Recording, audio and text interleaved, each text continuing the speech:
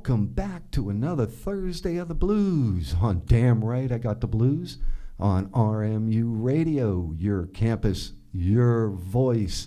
And I'm your host, Don Luisi, and I will be playing that blues music that you like to listen to today. And I would like to welcome a special guest to RMU Radio. He is a guitarist, singer, songwriter, a great live performer, and a member of the Pittsburgh blues scene since the late 80s. Let me introduce Jimmy Adler. Hi, Jimmy, and welcome to Damn Right I Got the Blues. Thanks for having me here, Don. Pleasure to be here. My pleasure, man. We worked hard to get you in here. It's been a while, and just glad to get you here live in the studio, man. It's my pleasure, Jimmy. So, Jimmy, before we get started and talking about your album, Grease Alley, how about a little bio or background about yourself? Well, musically speaking, I've been playing in and around Pittsburgh in clubs for 30 years, I guess 1989, on a regular basis, with many of the local Pittsburgh bands from that particular time period on. So I'm still doing that thing. So my bio musically is there's a number of bands that I've played with, from being with a band called the Mohicans when I was in 88 or 89. We played every Tuesday night at the Back Room on Carson Street. Later with a band called the Mojos every Wednesday night for 2 years at Natilli's in Butler. Did a little stint with Willie Try and the Bluescasters when he started. It was every Saturday at Brother Olive's in the Strip District. Then substituting for Donnie Hollywood, who's a great guitar player. I filled in for Jill West about 6 months. Then I went over to play with Gary Baloma from 98 until 2001. I'd also played with my good friend, still remains till today, Eugene Morgan, from about 1993 to 96 or so.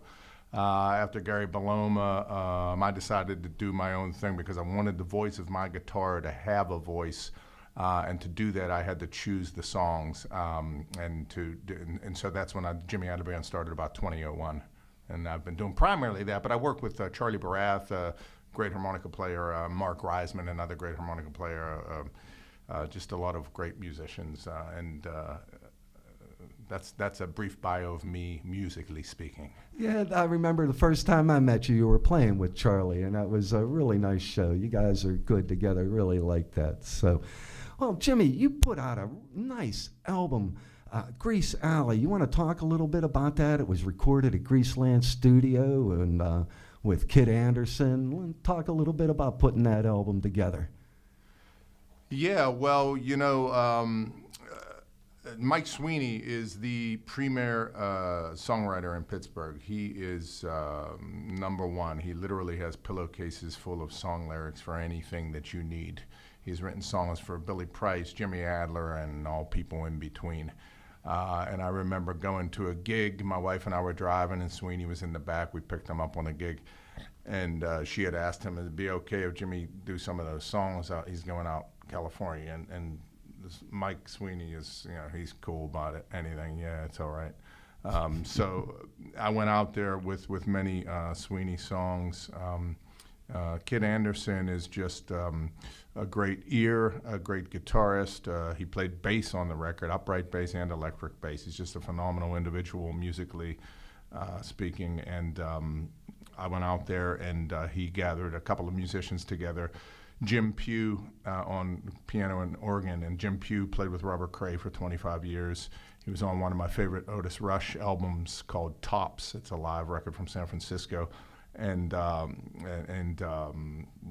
drummer June Core is currently with Charlie Lee Musselwhite, is just a fabulous player. So, the musicians were top notch, and Kid wanted me to just send out a recording of me singing and playing guitar which is what I did on acoustic, and then we went out there and I explained certain kinds of feels, and we recorded the songs in a couple of days. And he's very quick with the mixing and mastering and everything. And so it was a great experience. Also, a couple of extra special treats on there was getting Chris Kane, getting to his house, getting him in the car. I mean, there's a funny story because he lives on Highland Street, and my wife and I were following the GPS. We went to Highland Street, and it's up on the hill in outside of San Jose. And I was looking at the houses thinking, man, these are nice. I couldn't find the address, though. So we went back down the bottom of the hill, and there was another Highland Street, not spelled H-I-G-H, but spelled H-Y land. And I could see in my rearview mirror, there was Chris standing in his yard with his guitar case waving. And so we picked him up and took him to the studio, and he did a couple of tunes on the record.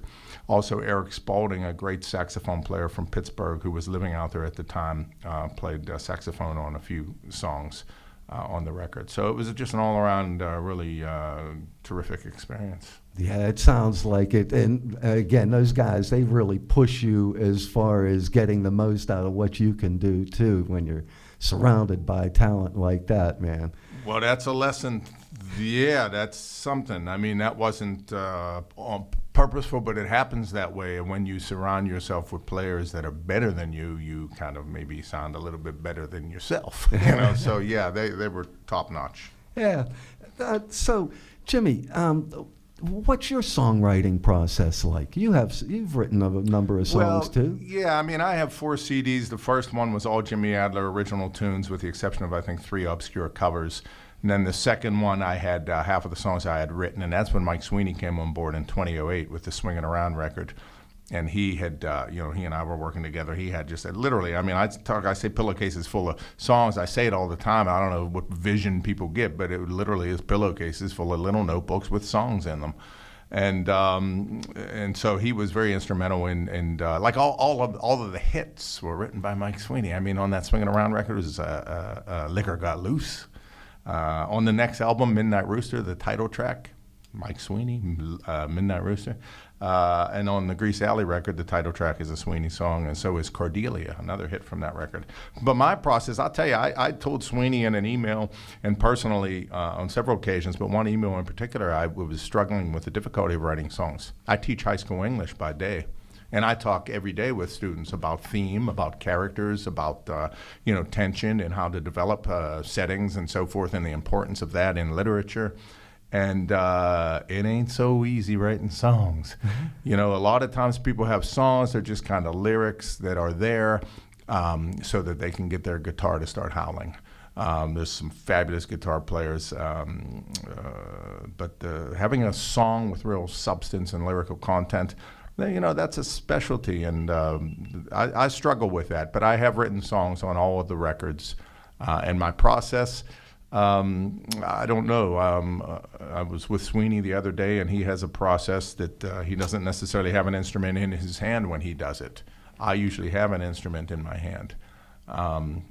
So I don't know. There's no one particular method for me. It's a challenge. Yeah, you pull from everything. Anything that's around at the time, and somebody might just say a word or something in a sentence, and it might click and give you an idea of something, and take it from there. Yeah, yeah. The guy to get on here to talk about that, if he would, and I don't know if he would be Mike Sweeney, because he's very sharp and articulate and very clear in his explanation of these things. Yeah, you always got to keep your ears open and write something down before you forget it. Yeah, exactly, man. That's pretty cool. Well, Jimmy, how about you play a song or two for us right now? Yeah, I'll play one from the record called, I forget what it's called, but I did write this one. It's a drinking song. We have Johnny Weber here from the Blues Society of Western Pennsylvania. Is she coming on in? Yeah. The Blues Society of Western Pennsylvania has been around for quite a number of years, and they've made a tremendous difference in music around these parts since they've been around.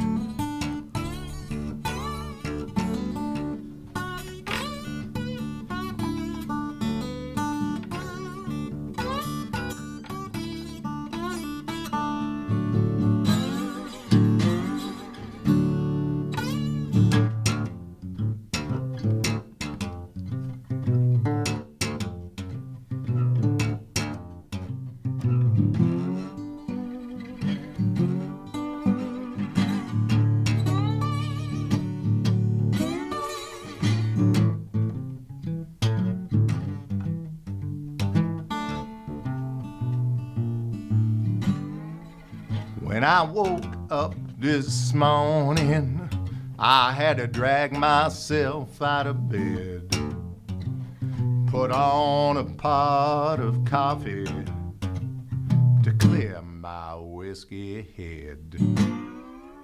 I drank too much, you know I drank too much.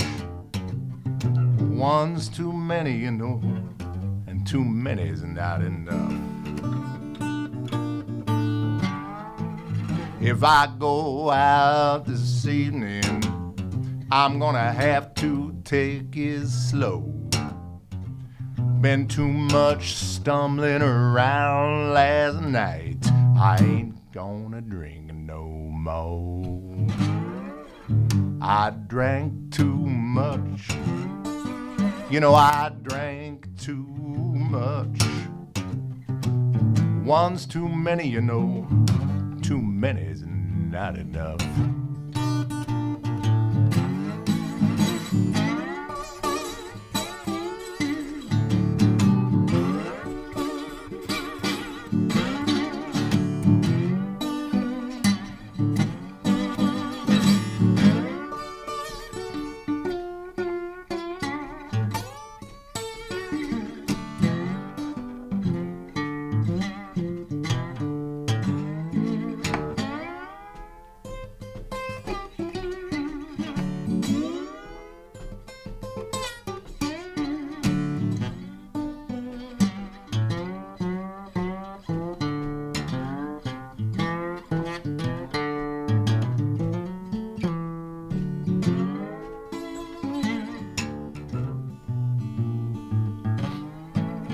I went out to the club. I thought I'd have maybe just one sip. I ran into some friends of mine. You know, I didn't know when to quit. I drank too much. I drank too much. You know that one is too many. Too many's not enough. I drank too much. Tell him about it. I drank too. I know you did.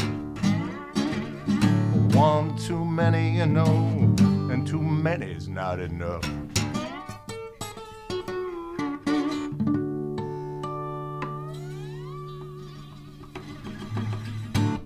All right. Jimmy Adler, man. Very nice. Very nice. Thank you. I like that. I like that. It made me think of something there, Jimmy. You're doing finger picking. What do you like to play? You use a pick what's your choice? That's a pretty good question, and I'm sorry all my answers are long-winded. I started playing with my fingers because as a kid when I was playing, I would constantly drop the pick. And I got really like just defying the pick. I said, I'm not going to bend over. I'm not going to pick you up. I'm not going to look under the couch for you. Screw it. I'm going to play with my fingers. So I learned to play with my fingers. And with certain bands, I play with John Gresh's Gree the first Friday of every month at Nola's in Market Square. And that band is a great New Orleans flavored band, and it requires, I think, a percussiveness where I primarily use a pick with that band. When I play with Charlie Barath's blues band, who used to be the Adler and Barath Blues Band, that's just Charlie Barath playing harmonica and singing, upright bass, drums, and myself on guitar. Quite often I feel the need to dig in with a pick on that. But often when I'm doing my own thing, which is really a nice comfort zone, I find that I use my fingers. And, you know, great players like Hubert Sumlin from the Howlin' Wolf Band has played with, there's something about the flesh on the string.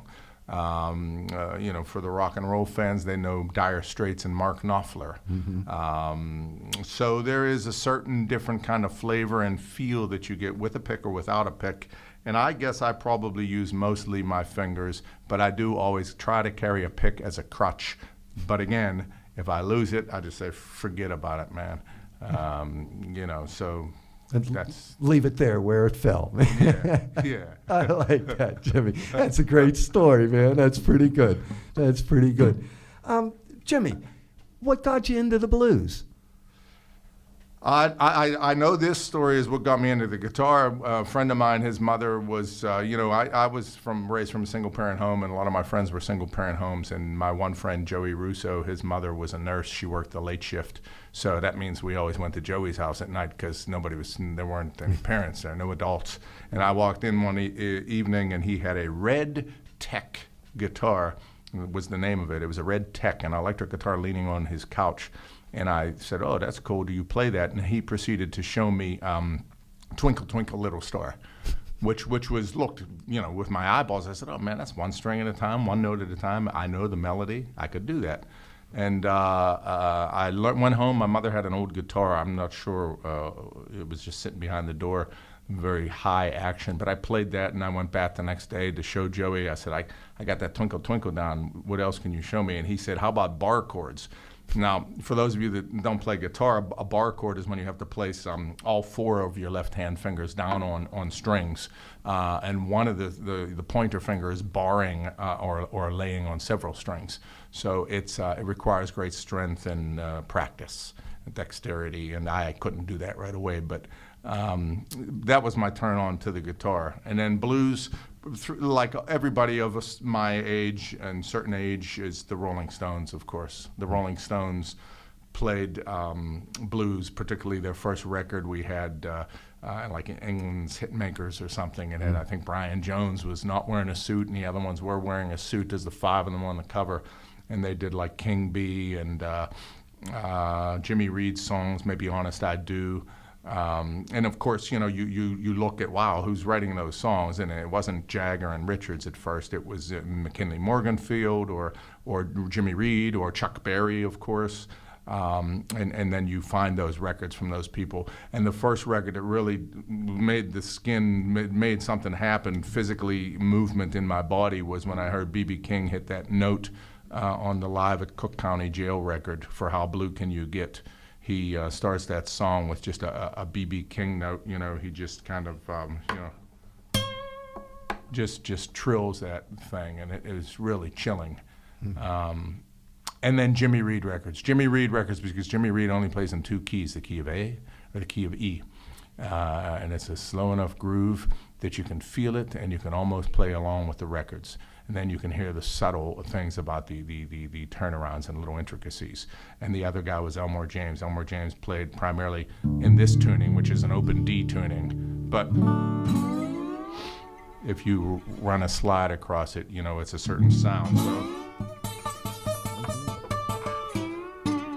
So those people, Elmore James for slide and Jimmy Reed for beautiful, danceable music in the key of A or E, really touched me, and I felt like I could play along with the records.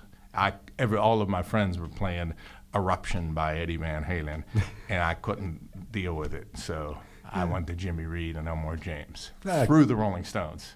Good choice, Jimmy. Good choice, man. I think you made the right move there, buddy. Well, Jimmy, what does the blues mean to you? Oh, I don't know. The blues, it's an African-American art form. It is from oppression. It is from the Deep South. To have a white guy playing the blues, there's a whole conversation there. My good friend Eugene Morgan, who's been on this show, he and I have these conversations from time to time. One of the great white guitarists from Chicago was Michael Bloomfield, a Jewish kid that came from a fairly well-to-do family. But he studied the music not only on records but in the clubs. And he studied the craft and became arguably one of the most respected white blues guitar players that came out of the 1960s in Chicago. And so in some ways, I like to think that the blues is an art form that if you love it and respect it and study it, you could almost emulate it. But the thing that I think really sets it apart is the human voice. And really, there's a Southern African American kind of flavor to much of the blues. Eugene, being from Ocklawaha, Georgia, and spending the first 8 years of his life down there, he just talks the talk the right way, and so that's a fine line, and it's a delicate subject, because when you're a white person trying to sing it, People might, you don't want to be trying to, you're not trying to appropriate or be something that you're not, but a lot of times it might come out sounding a certain way. And so what does the blues mean to me? To me, the blues is an art form. It's a feeling. It makes you feel good. And I love to try to pay respect to it by playing it. Most of the music that I play is original music that is steeped in that tradition, because I'll never be able to play like B.B. King. I'll never be able to sing like B.B. King or Muddy Waters or any of those heroes of mine, Elmore James and Jimmy Reed. So I like to try to write songs or melodies in the flavor of those guys. And therefore, then it is a Jimmy Adler song where nobody can say, that doesn't sound like Jimmy Reed, because it's Jimmy Adler. Yeah, you got your own sound, but again, you pay tribute to what, where the blues came from. Yeah, you can't deny, and there's all kinds of flavors there, but, everybody that you talk to has their own interpretation. But, yeah, you have to pay respect to where it comes from, the roots. What Willie Dixon said, the blues is the roots and everything else is the fruits. Exactly. So I'm just trying to be a little bit of sweetness from that tree. A little Jimmy Adler peach hanging from the tree, huh? I like that. That's right. Jimmy, you mentioned Eugene Morgan, and yes, Eugene's been on the radio show, and he's just fantastic guy. You do some stuff with Eugene, Blues in the Schools. You want to just talk about that for a little bit? Well, I can say, as I mentioned earlier, when before Johnny come in the room here, the Blues Society Western Pennsylvania is very instrumental in getting music into the schools and getting instruments into the hands of kids and doing terrific things like that. I've been teaching, I've been playing blues for about 30 years in the clubs in and around Pittsburgh consistently. But I've been also a high school English teacher. This is my 24th year. And so doing poetry units, I used to always try to introduce blues, and lately doing August Wilson.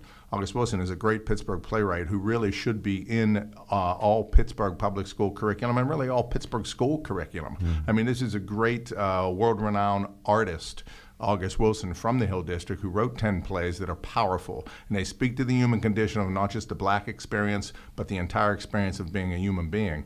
I'm on a sabbatical this year, and one of the things I wanted to do was get August Wilson into the schools. So Eugene and I did some things with the August Wilson Center in late August into September, maybe October, working with the August Wilson Center. And they had their own Blues Fest, their first one this year at the end last weekend in September, which was very successful. And our mission there, I was pairing up with the August Wilson Center to try to share the blues to kids, and we went into primarily elementary schools. Eugene and I went into that time. But Johnny Weber, president of the Blues Society, has had Eugene recently in a high school, and Eugene's been in all kinds of schools. So I don't remember the question.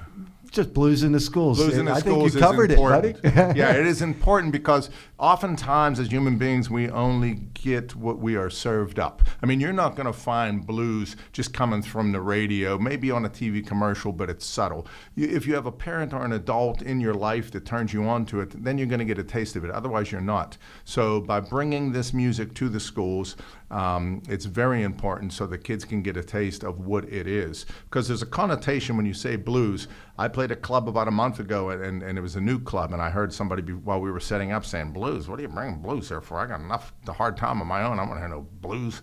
So I introduced the band in the way that my friend Mike Sweeney introduces the Gree band or talks about it. It's social music. It is music for dancing and romancing, for drinking and thinking and having a good time. The connotation that blues is sad is not correct. Blues comes out of oppression, but blues is celebratory. It speaks of good times. It speaks of celebration. It speaks of party. So I am cautionary in using that term because of the misconceptions that people may have of the word blues. So I don't know if I... There's happy blues too. It doesn't have to be all sad and everything like that. And it's talking about overcoming things. You are happy when you overcome stuff like that. It's a challenge, and you've beat that challenge. So, Jimmy, you said you've been playing for over 30 years. What keeps you playing? What inspires you to keep performing? That's a good question. I mean, it's kind of like a religion thing. It's a spiritual thing. It feels good to be able to try to make music, and I speak for myself, I'm always trying to catch this metaphorical wave to try to find some higher spiritual feeling that comes from it. Performing for people is really a powerful thing. And the dichotomy, I've talked about this before, is that artists have to practice in isolation. Like with an instrument, with the guitar, you've got to practice alone in your bedroom or whatever, but you really have to eventually get it out there in front of people to play, and that's where the magic happens. So what inspires me is just to try to keep getting better, there's so much stuff that I want to be able to do and can't do, but I hear it, and I'm inspired by it, whether it's jazz or jump blues, or just down-home blues. There's so much music that's exciting to hear, and to think that you could try to play it, and then to try to make that happen, that's what keeps me trying. Yeah, cool. I like that. Jimmy, how about something that your fans might not be aware of about you? Well, a lot of times in the club, oftentimes in a club they'll say, "Wow, you just do music. Where are you playing next, or where are you from?" Occasionally I play in a club in Baltimore, but even if I'm in Pittsburgh, they'll say, "Hey, where are you guys from?" We're from down the street. We're from Pittsburgh. What they might be surprised to know is when they see me in that capacity of holding a guitar, is that actually in the daylight, I teach high school English at Pittsburgh's Creative and Performing Arts High School in downtown Pittsburgh on 9th Street, Kappa.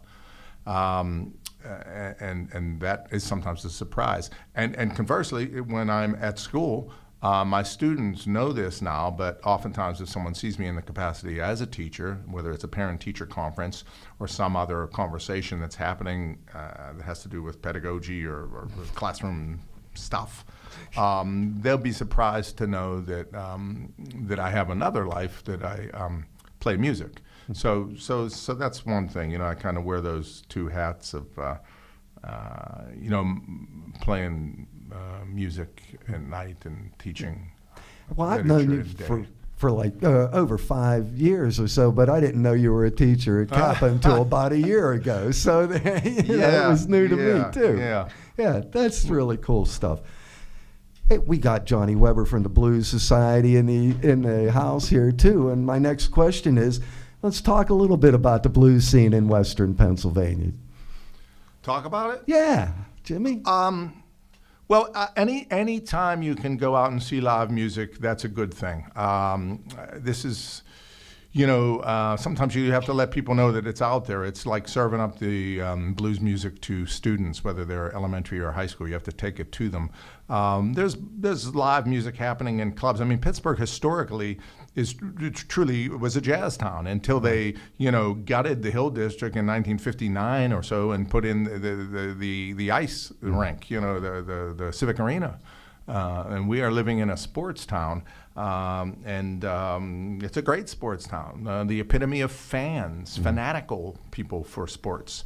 But there is music out there, and if you go out into clubs, you might be surprised and you might enjoy what's happening.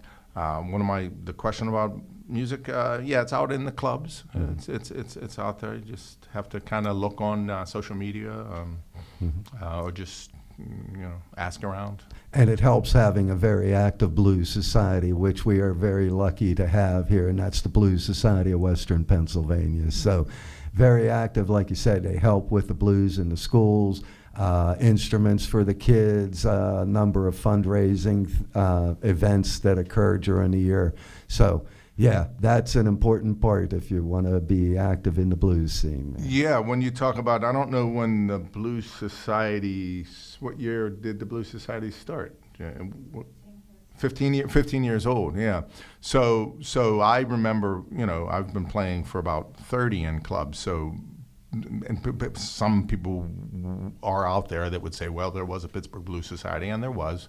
But I can tell you that prior to this Blues Society in Western Pennsylvania, so much has happened through the Blues Society that has been all good for Pittsburgh, for musicians, for fans.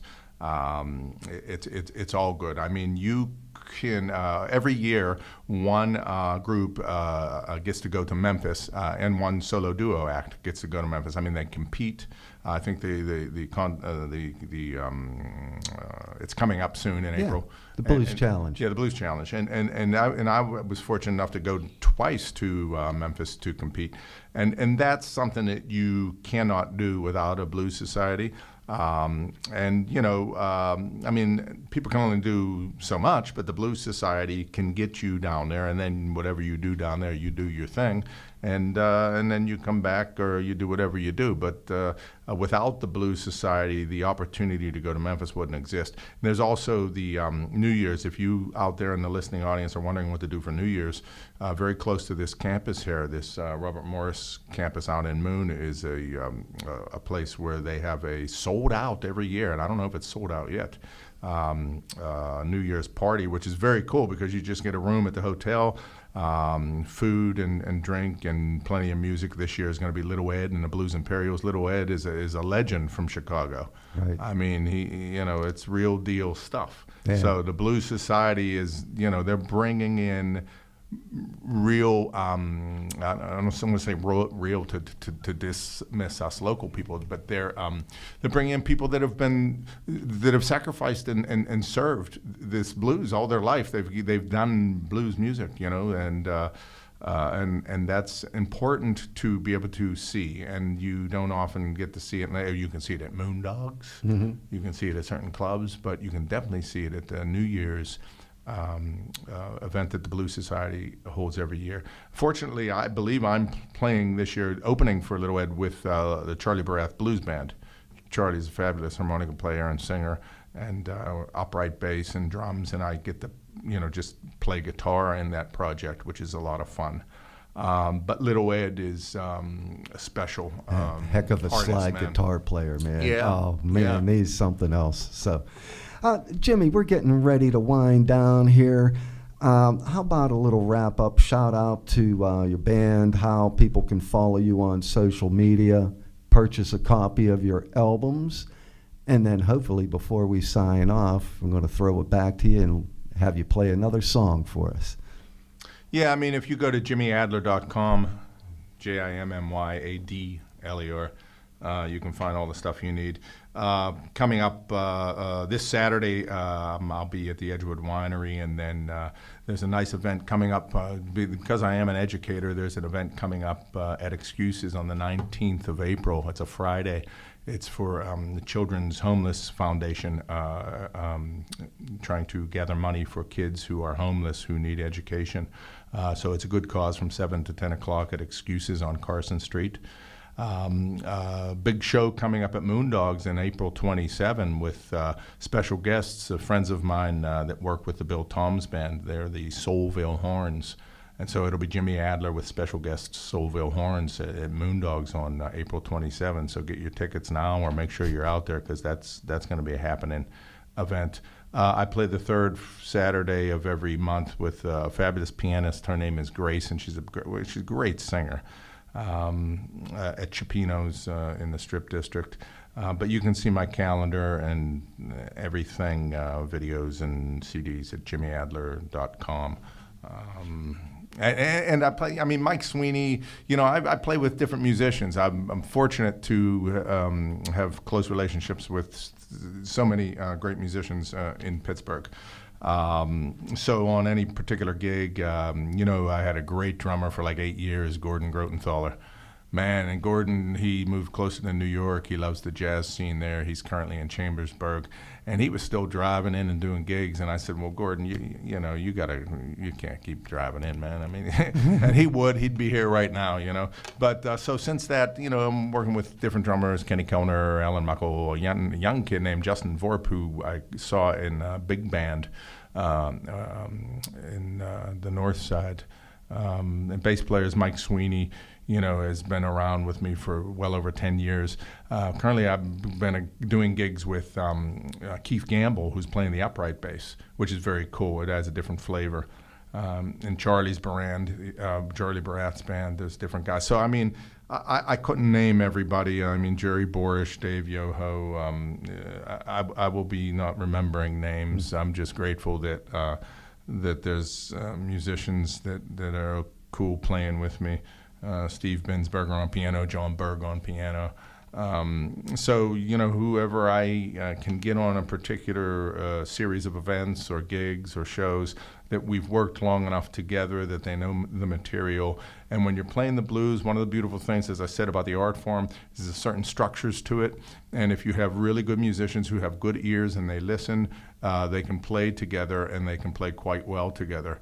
And a shout out to Steel City Blues, who had a blues festival a couple of weekends ago, and I was on the bandstand with Mike Sweeney, Alan Muckle, Steve Binsberger, and Phil Bronze, and that particular combination never played together, the five of us on one stage, and it was like magical stuff. We had to do all slow blues music.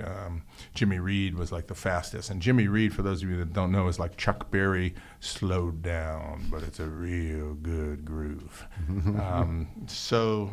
Yeah, that's cool. Shout out. That's cool. Well, what do you, Jimmy? I just want to say thank you so much for coming in today and spending some time on the radio with us.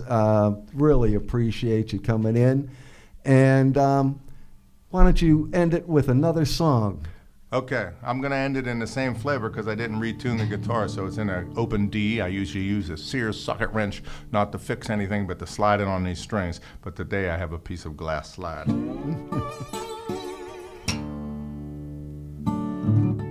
When my wife's cooking in the kitchen, she always says, "Get out of my kitchen," So I'm not sure of anything else about the content of this particular song, but it is from a previous record called "Get Out of My Kitchen."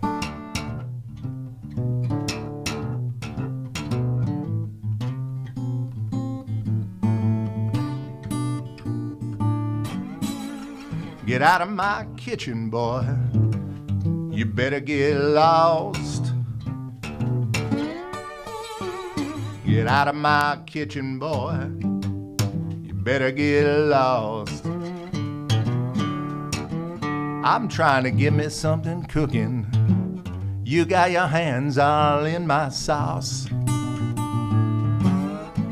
I like it hot and spicy.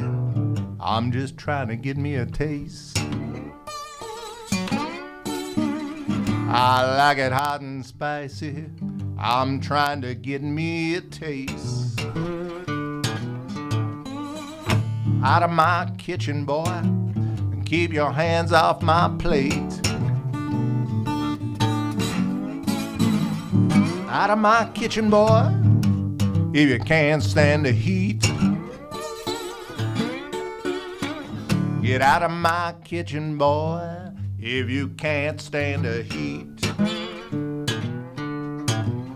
I got my eye on that dish. You know I'm fixing to eat. All right. Hey.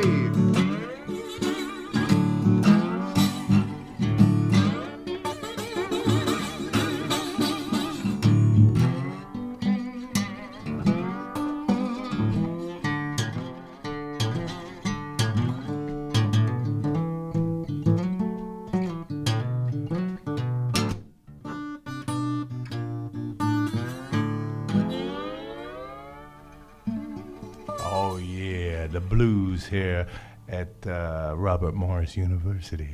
Thank you, Don, for having me. Damn right I got the blues. Thanks, Jimmy.